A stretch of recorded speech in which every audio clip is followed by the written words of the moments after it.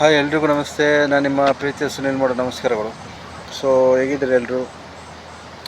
So ನಾನಿವತ್ತು video ಮಾಡೋ ಉದ್ದೇಶ ಏನಪ್ಪ ಅಂದರೆ, ಈ ವಿಷಯ ಏನಪ್ಪ ಅಂದರೆ,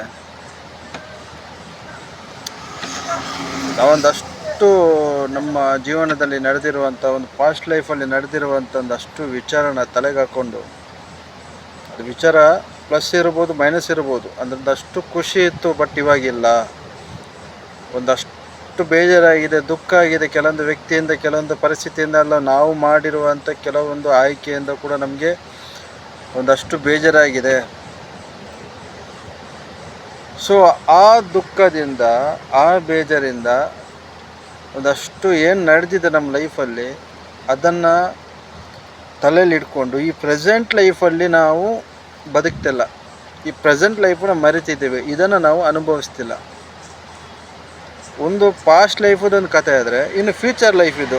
ನನಗೊಂದಿಷ್ಟು ವಯಸ್ಸಾಯಿತು, ಏನಾಗಿಲ್ಲ ನನ್ನ ಲೈಫಲ್ಲಿ, ಮುಂದೇನು ಕತೆ, ನಾನು ಅಂದ್ಕೊಂಡಿದ್ದು ಈ ಥರ ನಡೆದಿಲ್ಲ, ನಾನು ಅಂದ್ಕೊಂಡಿದ್ದು ಈ ಥರ ನಡಿಬೇಕಿತ್ತು, ಏನಕ್ಕೆ ನಡೆದಿಲ್ಲ, ಒಂದಷ್ಟು ಭಯ, ಒಂದಷ್ಟು ದುಃಖ, ಒಂದಷ್ಟು ಬೇಜಾರು ಫ್ಯೂಚರ್ ಲೈಫ್ ಇದ್ದಿಟ್ಕೊಂಡು ಈ ಒಂದು ಪ್ರೆಸೆಂಟ್ ಲೈಫಲ್ಲಿ ನೀವು ಮರ್ತೋಗಿದ್ದೀರ, ಬದುಕ್ತಿಲ್ಲ. ಬಟ್ ನಾವು ಈ ಪ್ರೆಸೆಂಟ್ ಸಿಚುವೇಷನಲ್ಲಿ ನಾವು ಇದ್ದು ಇದರಲ್ಲಿ ಬದುಕ್ತಿಲ್ಲ, ಇದನ್ನು ಅನುಭವಿಸ್ತಿಲ್ಲ, ಈ ಒಂದು ಸಮಯನ ನಾವು ನೋಡ್ತಾ ಇಲ್ಲ ಅಂತಂದರೆ, ಒಂದು ಅಷ್ಟು ಲೈಫಲ್ಲಿ ನಡೆದಿರುವಂಥ ಘಟನೆಯೇ ನಮಗೆ ಯೋಚನೆ ಬರ್ತಿದೆ. ಒಂದಷ್ಟು ಫ್ಯೂಚರಲ್ಲಿ ಇರುವಂಥ ಒಂದು ಭಯ ನಮ್ಮನ್ನು ಕಾಡ್ತಿದೆ ಅಂತಾದರೆ, ನಾವು ಈ ಪ್ರೆಸೆಂಟ್ ಸಿಚುವೇಷನಲ್ಲಿ ಇದ್ದು ಸತ್ತಂಗೆ. ಆ್ಯಕ್ಚುಲಿ ಪ್ರೆಸೆಂಟ್ ಲೈಫ್ ಏನಿದೆ, ಪ್ರಾಕ್ಟಿಕಲ್ ಲೈಫು, ಪ್ರೆಸೆಂಟ್ ಲೈಫು, ಇದೇ ಗಾಡ್ ನಮಗೆ ಕೊಟ್ಟಿರುವಂಥ, ದೇವರು ಕೊಟ್ಟಿರುವಂಥ ಬೋನಸ್ ಟೈಮ್. ಆಗೋಗಿದೆ. ಸೊ ಅದು ಇನ್ನೂ ನಡಿಬೇಕು ಅನ್ನೋದು ಬೇಡ. ಇವಾಗ ಒಂದಷ್ಟು ಕಷ್ಟ, ಒಂದಷ್ಟು ಟೆನ್ಷನ್, ಒಂದಷ್ಟು ನಿಮ್ಮ ಹತ್ರ ಬೇಜಾರಿದೆ ಅಂತ ಆದರೆ, ಒಂದು ಪ್ರಾಬ್ಲಮಲ್ಲಿ ಸಿಕ್ಕಾಕೊಂಡಿದ್ದೀರಂತಾದರೆ, ಆ ಪ್ರಾಬ್ಲಮ್ಸ್ ಜೊತೆ ಇರಬೇಡಿ, ಆ ಪ್ರಾಬ್ಲಮ್ಸ್ಗೆ ಸೊಲ್ಯೂಷನ್ ಹುಡುಕಿ.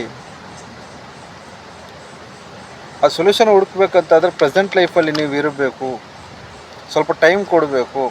ನನ್ನಿಂದ ಏನು ತಪ್ಪಾಗಿದೆ, ಇನ್ನೂ ತಪ್ಪು ಮಾಡಬಾರ್ದು, ಮುಂದಿನ ದಿನಗಳಲ್ಲಿ ನಡಿಬಾರ್ದು.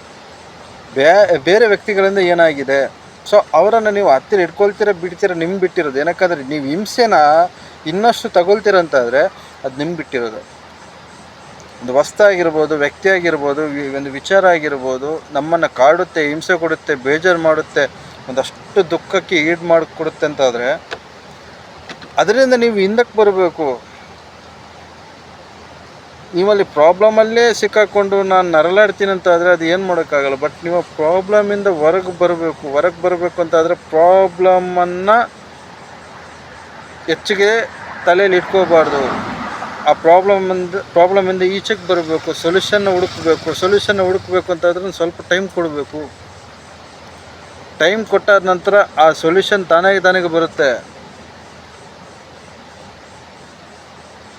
ಆ ಒಂದು ಟೈಮ್ ಕೊಡಬೇಕು ಅಂತ ಅನ್ನೋದು ಏನಪ್ಪ ಅಂದರೆ, ಈ ಪ್ರೆಸೆಂಟ್ ಸಿಚುವೇಷನಲ್ಲಿ ಬದುಕಿ, ಈ ಒಂದು ಲೈಫ್ನ ನೋಡಿ, ಅಬ್ಸರ್ವ್ ಮಾಡಿ, ಗಮನ ಕೊಡಿ, ಏನೆಲ್ಲ ನಡೀತಿದೆ, ಏನೆಲ್ಲ ನಡೆದಿದೆ, ಅದರಿಂದ ಹೆಂಗೆ ಕಮ್ ಬ್ಯಾಕ್ ಆಗಬೇಕು. ಸೊ ಆ ಪ್ರಾಬ್ಲಮ್ಸ್ ಇರುತ್ತೆ, ಅಥವಾ ಪ್ರಾಬ್ಲಮ್ಸಿಂದ ಮೇಲಕ್ಕೆ ಎದ್ದು ಬಂದಿದ್ದೀರಂತಾದರೂ ಕೂಡ ಖುಷಿಯೇ. ಬಟ್ ಇನ್ನು ಮುಂದಕ್ಕೆ ಮಾಡಬಾರ್ದು ಅನ್ನೋದು, ಈ ಪ್ರೆಸೆಂಟ್ ಸಿಚುವೇಷನಲ್ಲಿ ಒಂದೊಂದು ಹೆಜ್ಜೆ ಇಡಬೇಕು ನೀವು.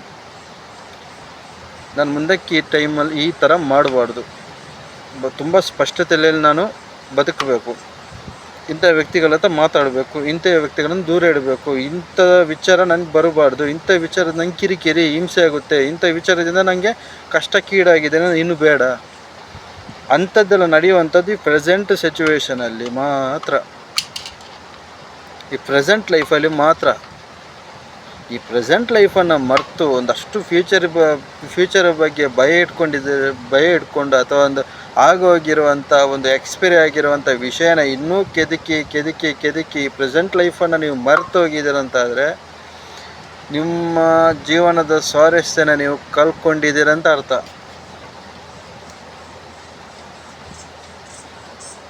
ಬಟ್ ಜೀವನ ಏನಪ್ಪ ಅಂತ ಗೊತ್ತಾಗಬೇಕು ಅಂತಾದರೆ,